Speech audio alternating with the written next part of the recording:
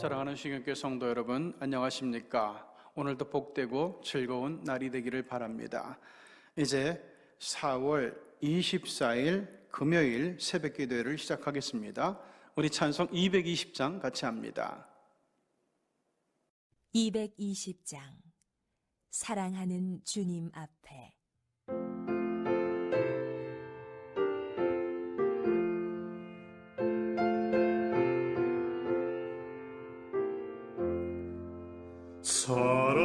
사랑하는 주님 앞에 형제자매 한자리에 그 신은혜 생각하며 즐거운 찬송 부르네.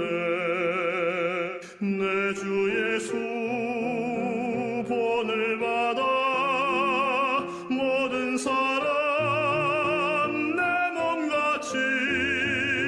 환난 근심 위로하고 진심으로 사랑하세. 사랑하는 주님 앞에 온갖 충성 다 바쳐서 괴로우나 즐거우나 주님만 힘써 섬기네. 우리 주님 거룩한 손 제자들의 발을 씻어 남 섬기는 종의 도를 몸소 행해 보이셨네.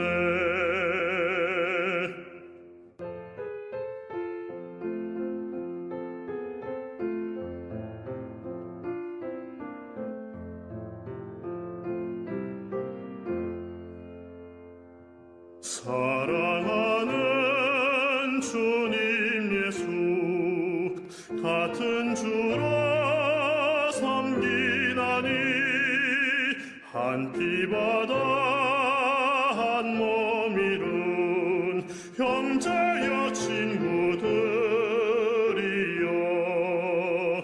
한 몸같이 친밀하고 마음으로 하나 되어 우리 주님 크신 뜻을 지성으로 준행하세.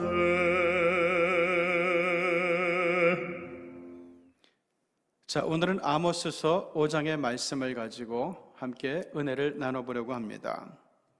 한 번은 우리가 잘 아는 공자가 제자들과 함께 채나라로 가다가 양식이 다 떨어져서 채소만 먹으며 일주일을 버티던 때가 있었습니다.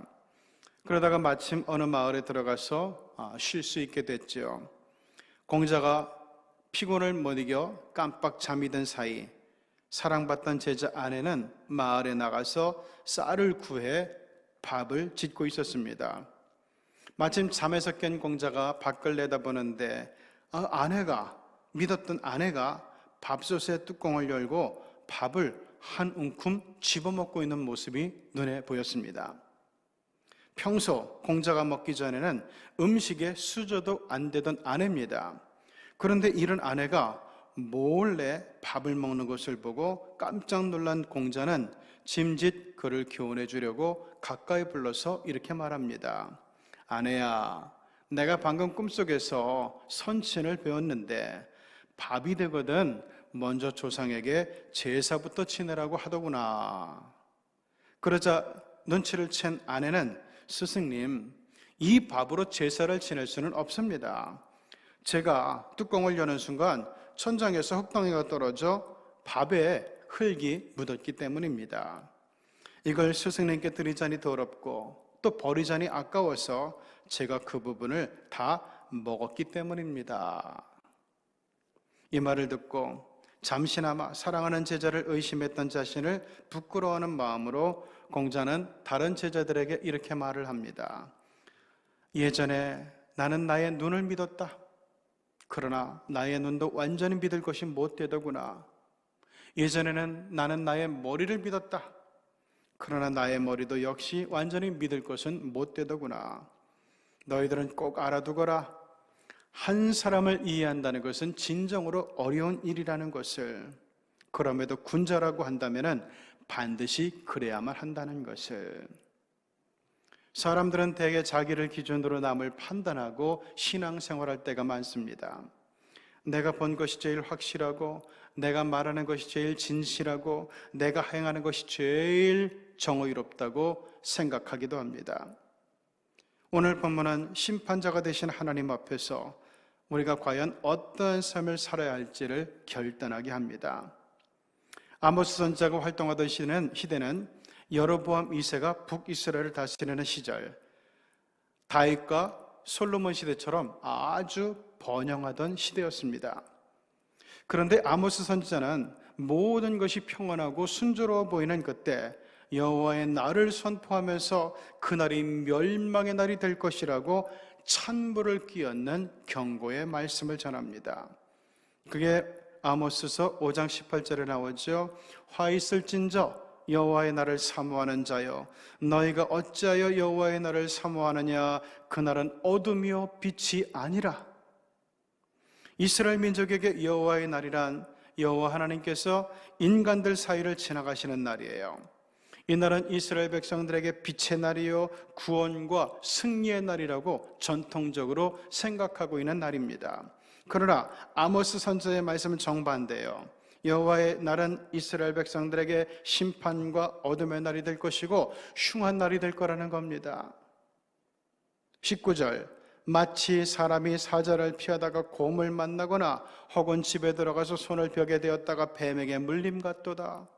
사자를 만나서 죽을 힘을 다해 도망쳤는데 한숨을 돌리는데 거기 곰이 나타났어요. 또 죽을 힘을 다해 집으로 가가지고 겨우겨우 집에 가가지고 지쳐서 벽에 기대며 손을 딱 대는데 불행하게도 맹독을 품은 독사에게 손을 물린 것 같이 그렇게 도무지 피할 수 없는 여호와의 날이 도래할 거라는 거예요. 이것은 비단 북이스라엘 백성에게만이 아니라 지금 우리에게도 주시는 말씀이라고 생각이 됩니다. 즉 예수님의 재림이라는 우리가 당할 것을 암시하며 지금 우리가 과연 어떠한 삶을 살아야 할 것인지 결단하게 하는 말씀이라는 거예요. 20절, 여호와의 날은 빛없는 어둠이 아니며 빛남 없는 캄캄함이 아니냐? 여호와의 날은 캄캄한 날이라고 했습니다. 이것은 빛 대신 하나님과의 관계가 온전히 끊어지니까 캄캄한 상태, 어둠의 상태가 된다는 얘기. 이스라엘이 하나님을 믿었다고 하지만 하나님 편에서 볼 때 저들의 믿음 생활이 이와 같았다는 거예요. 우리도 새겨들어야 되는 말씀입니다. 왜 하나님과의 관계가 이렇게까지 되었을까요? 21절, 내가 너희 절기들을 미워하며 멸시하며 너희 성회들을 기뻐하지 아니하나니. 22절, 너희가 내게 번제나 소제를 드릴지라도 내가 받지 아니할 것이요 너희의 살찐 희생의 화목제도 내가 돌아보지 아니하리라. 23절, 내 노랫소리를 내 앞에서 그칠지어다 내 비파소리도 내가 듣지 아니하리라. 굉장히 중요한 말씀이에요. 보죠. 북이스라엘이 절기도 성회도 찬양도 드렸어요. 그러나 하나님은 이를 흠양하지도 않고 보지도 않고 듣지도 않겠다는 거예요. 왜? 이것은 나의 절기, 나의 성회가 아니라 너희들의 절기, 너희들의 성회였기 때문이에요. 거긴 하나님을 찾는 믿음 자체가 없었다는 겁니다. 그런데도 이스라엘 백성들은 여호와의 날에 구원과 승리를 얻을 것을 기대하고 그날을 소망하고 있다는 것이 얼마나 우스꽝스러운 모습이냐는 거예요. 이런 착각 속에서 신앙생활하는 것이 비단 북이스라엘 뿐일까요? 22절은 번제, 소제, 희생의 화목제를 언급하는데요. 이게 중요한데 번제는 일부가 아닌 전부를 태워서 드리는 것이에요. 완전한 헌신을 의미합니다.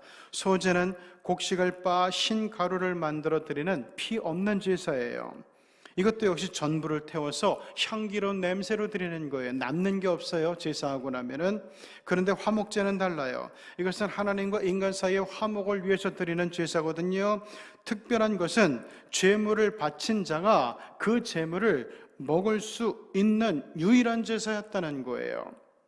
22절 말씀, 너희가 내게 번제나 소제를 드릴지라도 내가 받지 아니할 것이요 너희의 살찐 희생의 화목제도 내가 돌아보지 아니하리라.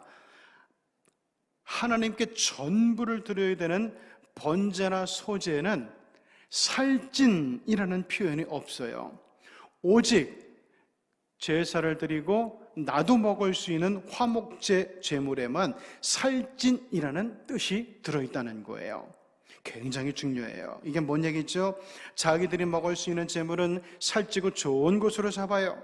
하지만 하나님께 전부 드려야 되는 제물은 아까우니까 대충 골라서 드렸다는 거예요. 다시 말해서 지극히 형식적으로 하나님께 제사했다는 겁니다. 그래서 하나님이 듣지도 않고 보지도 않고 허명하지도 않고 받지 않겠다는 거예요. 이스라엘 백성들은 절기와 성회로 모였습니다. 그리고 각종 제물을 드렸습니다. 그러나 그건 다 자기들의 절기, 자기들의 성회일 뿐이었어요. 하나님께 드리는 영과 진리의 제사가 아니었다는 얘기입니다. 그래서 하나님은 아예 북이스라엘 사람들의 제사도 제물도 하나도 받지 않으셨다는 거예요. 여러분, 오늘날 교회 모임이 얼마나 많이 있습니까? 우리가 얼마나 자주 와서 봉사하고 헌신했습니까? 우리가 드리는 헌금의 종류가 얼마나 많이 있습니까?